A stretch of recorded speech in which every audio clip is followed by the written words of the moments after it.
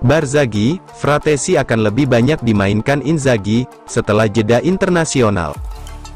Pelatih Inter Milan, Simone Inzaghi diyakini bakal memberi David Fratesi kesempatan lebih banyak bermain di atas lapangan setelah jeda internasional. Hal ini menurut jurnalis Italia, Matteo Barzaghi, bahwa Fratesi akan mendapatkan kesempatan bermain sebagai starter setelah jeda internasional, baik menggantikan Henry Mkhitaryan atau Nicolo Barella. Barzaghi meyakini jika Inzaghi akan melakukan rotasi pada starting line-up-nya setelah jeda, dan hal itu akan menjadi kesempatan bagi Fratesi untuk memulai sejak menit awal. Simone Inzaghi akan melakukan rotasi setelah jeda internasional, dan pastinya akan ada lebih banyak ruang untuk David Fratesi, ujar Barzaghi.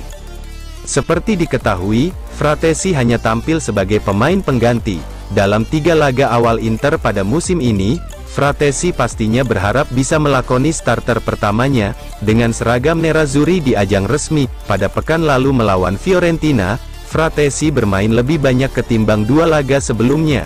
Dia tampil selama 30 menit di babak kedua. Fratesi sejatinya tidak masalah bermain dengan Nicolo Barella sebagai starter, meskipun keduanya memiliki posisi yang sama.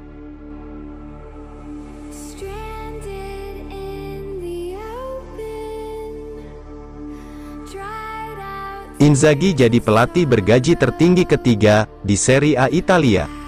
Simone Inzaghi saat ini menjadi pelatih dengan gaji tertinggi ketiga di Liga Italia Serie A, usai menandatangani perpanjangan kontrak dengan Inter Milan.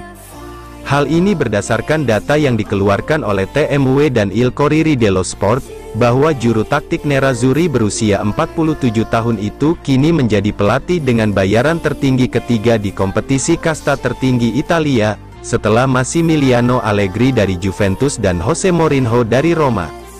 Nerazzurri telah mengonfirmasi perpanjangan kontrak Inzaghi hingga tahun 2025 pada hari Selasa kemarin. Setelah menekan kontrak baru, gaji Inzaghi kini menjadi 5,5 juta net per musim, sedangkan pelatih dengan bayaran tertinggi adalah Allegri dan Mourinho, yang sama-sama menerima 7 juta euro net per tahun. Adapun pelatih Milan, Stefano Pioli berada di urutan keempat dengan mengantongi gaji sebesar 4 juta euro net per tahun. Kemudian diikuti bos baru Napoli, Rudi Garcia, Gian Piero Gasperini dari Atalanta, dan Maurizio Sarri dari Lazio, yang semuanya mendapat 3 juta euro net per musim. Ini merupakan musim ketiga Inzaghi melatih Inter. Pelatih asal Italia ini telah memenangkan 4 trofi selama berada di Stadio Meazza, dan mencapai final Liga Champions pada musim lalu, hanya kalah 0-1 dari Manchester City di Istanbul.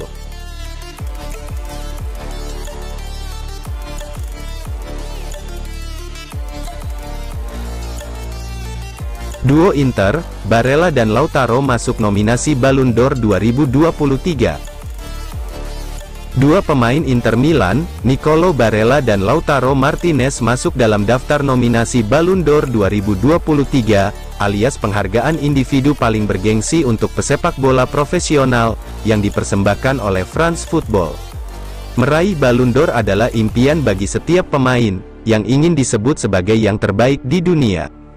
Biasanya, France Football akan merilis daftar 30 besar calon pemenang yang kemudian akan terus mengerucut sampai 3 besar. Tahun 2022 lalu, Karim Benzema berhasil terpilih sebagai pemenang Ballon d'Or. Performa Benzema sepanjang musim lalu dianggap paling menonjol di antara pemain-pemain lain.